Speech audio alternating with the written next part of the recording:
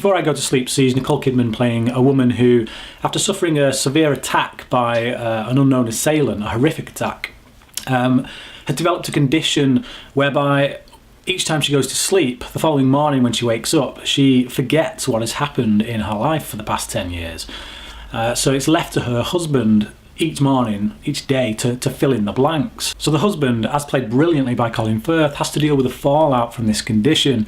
And we see across the course of the movie how this affects him, the toll that it's taken on his life, having to keep filling in the blanks day in, day out, the monotony of it, but on one hand, and on the other hand, obviously, the love that he has for his wife and the lengths that he will go to stay with her. And I think you really do feel an attachment towards his character over the course of the film. Filling out the cast is Anne-Marie Duff, who plays Claire, the friend to Christine, the character played by Nicole Kidman, and the ever excellent Mark Strong, who plays a doctor who works in neurosciences, who's basically helping Christine trying to jog her memory, to come to terms with what happened to her and remember what happened to her and who it was who attacked her. Beyond those four key players, there isn't a right lot of other characters in this film.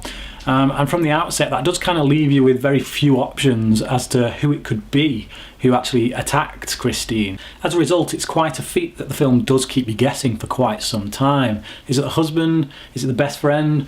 Or is it the doctor who seems to be showing more than a keen interest in his patient? As the film started, I wasn't sure I was going to buy into the concept. I mean, right off the outset, there's a few scenes that really just didn't sit all that well with me. Like, in particular, there's one when Christine starts to make love to her husband. You just kind of think that, well, in her position, not really knowing him, not knowing who he is, only having his word to go on, you kind of think, you don't really buy that. You don't buy that she would act that way towards him. You don't buy that she would go down that route. She would be too nervous. She'd be too scared.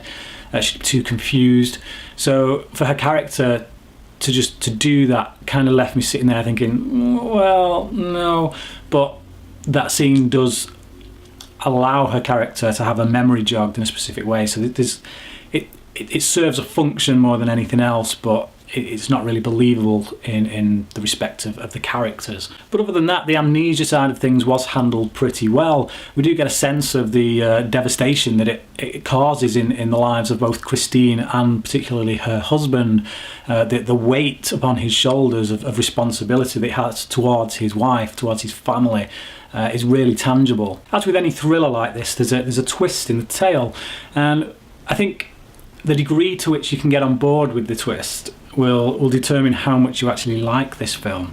Now for me, it was kind of a double-edged sword, because it changed a lot about what we know or what we've come to know about certain characters in the film, and because it changed those particular aspects of those characters, in many ways it's quite painful to watch, because you don't really want those characters to be those people. But overall, it didn't diminish my enjoyment of the film. I really liked the film a lot more than I was expecting to from what I'd seen in the trailers and from what I'd read in the publicity for it. So I'm going to give this film a 7 out of 10.